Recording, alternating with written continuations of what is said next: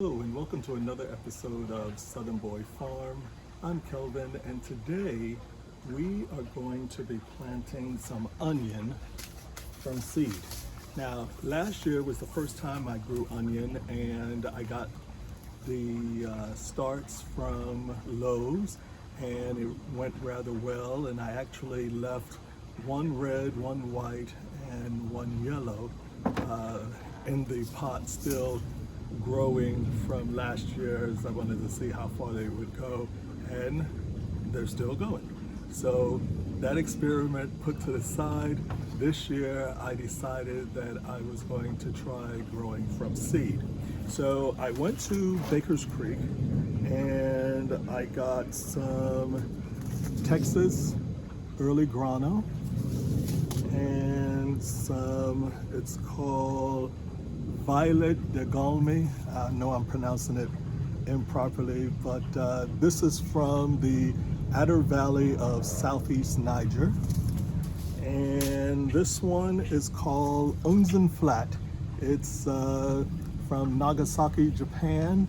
And I don't think I've ever had it. A lot of times when you go to the grocery store, you pick up an onion, you pick it up because it's yellow, or it's white, or it's red. And we really don't think about so much what part of the world it came from. We just look for yellow, white, red, and then the cost. And we go to the cashier and check out. So one of the things that I had to consider here in Zone 10B, South Florida, is the fact that when I grow onions, mine have to be what they call short day onions. There are also long day onions for those up north, but here in the south, typically we are left to, because of the height of the sun in the sky, we are left to grow short day onions. No problem. I do believe there's also an intermediate day, and they can plant intermediate day, or they can plant short day or long day. Lucky people. So for me, short day it is. I've got a red, a white, and a yellow. Look at there.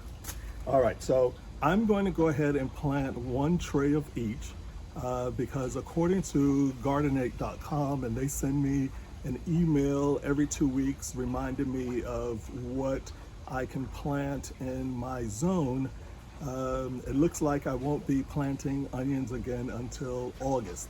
And that's because of the excessive rain, humidity, and high heat that we experience here in the summer, which prevents us from growing a lot of things, much like those in the north who get frost and snow and cold weather during the winter time. That's the time for me I can grow the most things. So, not complaining, love the hot weather, and let's go ahead and get started with the onions. So I used to always plant the seed starts in the little plastic trays, and over my first year of planting, I always did things that I bought either at Home Depot or Lowe's and transplanting it into the ground from what they had. Save the trays as my way of recycling and being cheap. Why throw away a perfectly good tray that can be reused as long as I cleaned it up properly? And being in food service, I know a little something about sanitization. So I went on ahead and I sanitized them, but you can only use them but so much. It's a thin plastic, it cracks, it breaks. Okay, so constantly watching YouTube, people from around the world and what they're doing. And one of the things that I've noticed is a block maker. Okay, and so this one here, I believe it's a 2-inch square block that it makes. And then if you look, it's got those little plastic pieces inside there, and those make dimples so that I don't have to then go through and stick my finger in each one to make the hole in which to put the seeds. Genius. But let's see if it'll work for me. From what I understand, the soil mixture can't be too wet, can't be too dry, otherwise you won't be able to form the blocks. But I've gone on ahead and I've made up my mix here, and I make my own, which is half sphagnum peat moss and half perlite. I started doing that because to me it was a lot cheaper. I would go into Home Depot, pick up the bag, and it was only by Miracle Grow, not dissing Miracle Grow or anything like that, but that was the only brand that they had for seed starter. And the ingredients were sphagnum peat moss, perlite, and other ingredients to enhance the wetness of the mixture. Hello, I could make that myself and save a little bit of money. So that's what I've started doing. So in here, I've already wet up at least what I think is a good mixture for making the blocks, but we'll see. Let's take a look. So I got these 10 by 20s, got them online, and I want to do 1 tray of red, 1 tray of white, and 1 tray of the yellow, and then we'll call it done until August when I can plant again. But then I can plant from August through April. So I can do a planting in August, one in September, October, you get the hint. All right, so let's try it out. From what I've seen on other channels, I've got to take this, dig it down in, so compact it, and then bring it out, push it down, bring it back up, and it should release just fine, right? Okay, well, let's take a look.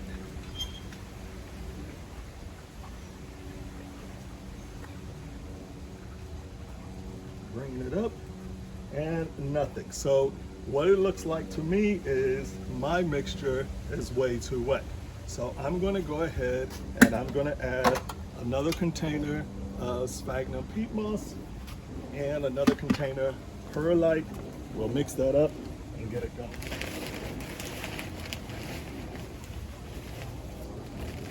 Okay, got a bucket of perlite. Mix that in. Hopefully this will be good. You think I would have learned my lesson back from the winter time here and the beginning of this year. I went and I was doing a whole bunch of DIY inside the house, redoing the kitchen, putting in backsplashes and wall tile and laminate floors and having to make repairs and doing more to the ceiling. And with each one of those things, you could buy the premix, or you could save money, ding ding, and you could go ahead and make up your own mixes. So what do you think I did? I made up my own mixes. But you quickly learned that those mixes don't need a whole lot of water in order to be properly mixed. So it was almost like, well, not like baking a cake, because that's exact. You know, you can't just sit there and keep pouring in and going, but yeah, having not enough water is better than having too much water. Okay, so let's take a look now. Press this down in there. Twist it from side to side to get it to fill up all the corners. And what do we got? Nothing still. So let's do another.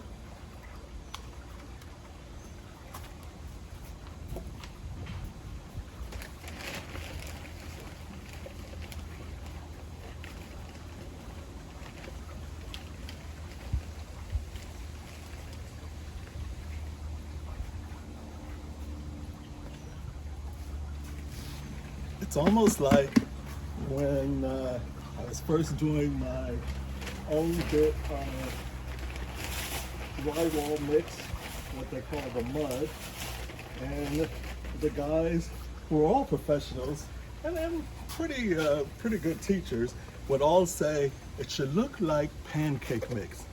Well, in my head, your pancake mix or my pancake mix, because they're two different things. So let's go and try this again, see what happens.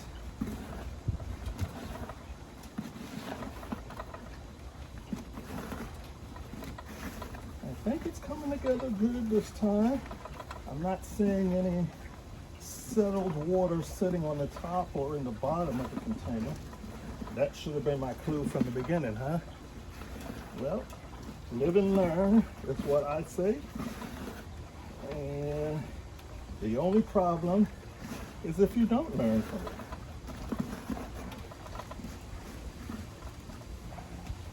Okay. Third time's a charm, right? Oh, I hope so.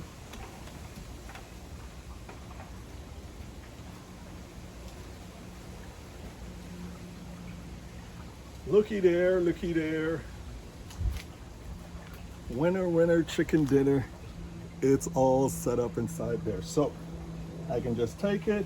I don't know which way I'm supposed to go. Let's try this way. Release it.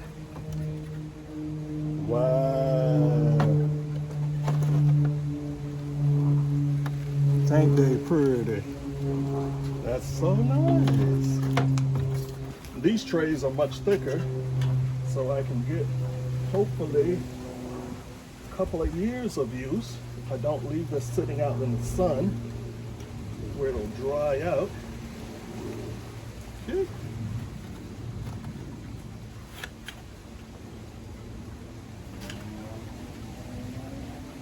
All right, well, you just hang on there, get these all done, and then we'll put in the seeds. Well, welcome back. I've got all 3 trays filled now. Took me a little bit to get the hang of it, but now I'm liking it. It's quick and easy.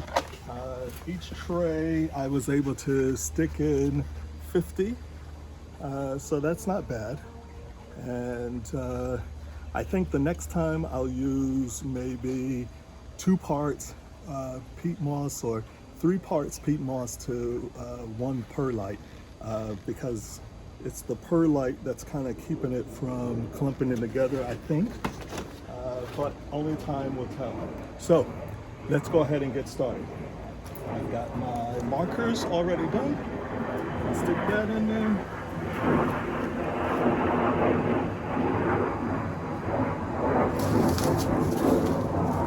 And this one is for Flat.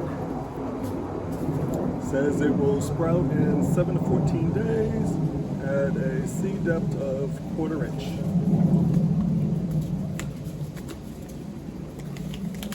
And I bet these are small seeds, and yes, they're pretty small.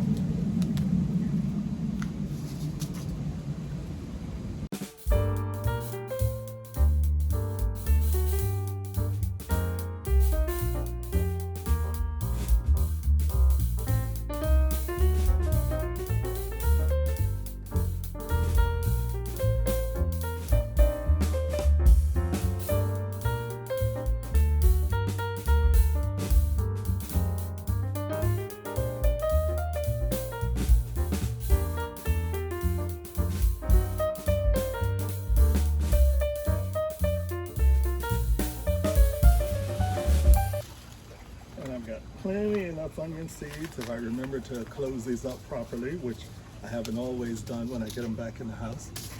I should have plenty enough to do another planting come August. So 150 onions, 50 of each, and if all goes well, we should be ready. So what I do once I've got the seeds in there is I just take and I sprinkle over peat moss, cover it up.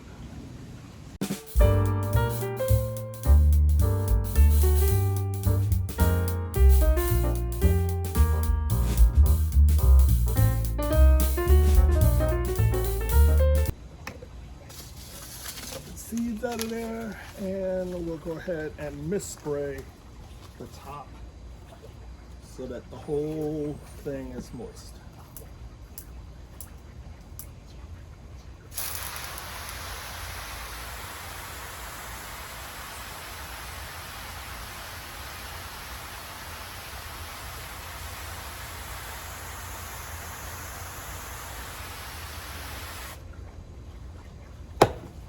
And that's it.